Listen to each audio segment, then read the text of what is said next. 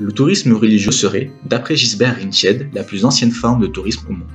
En effet, l'homme aurait dès sa naissance un sens inné du sacré, or la manifestation première de ce sentiment de sacré est le rituel, impliquant de fait une cérémonie, un lieu précis, et in fine un voyage.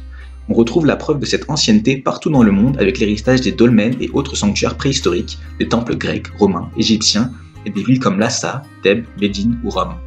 Plus tard dans l'histoire, l'importance des pèlerinages varie selon les régions du monde et les religions. Actuellement, si les pèlerinages reviennent en force, cela est permis notamment par une baisse certaine du coût des transports, la création de nouveaux rassemblements communautaires comme les JMJ en 1983, et également par une certaine individualisation de la société. En effet, les croyants pratiquent le pèlerinage de plus en plus dans une optique d'une recherche de soi, d'un refus d'une religion imposée par le haut, et pour retrouver des réponses aux questions qu'ils se posent. François Maug, théologien et doyen à l'Institut catholique de Paris, nous a ainsi confié qu'ils apparaissent aujourd'hui plus comme une alternative à la routine des générations précédentes, une nouvelle manière d'approfondir sa foi.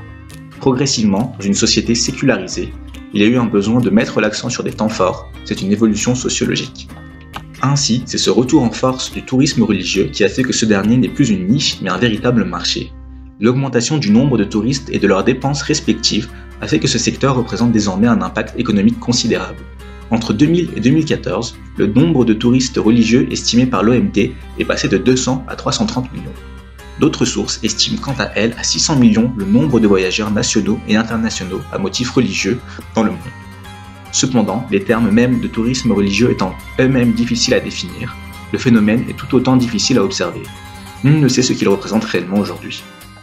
Véritable marché, le tourisme religieux possède en effet un impact économique non négligeable. Selon l'OMT, en 2011, le tourisme halal aurait représenté à lui seul un impact économique de 126 milliards de dollars.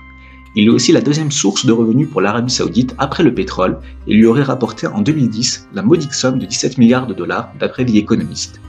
Le tourisme religieux est aussi global. Touchant toutes les religions, aussi bien monothéistes que polythéistes, et toutes les régions du monde. 50% en Asie, 40% en Europe.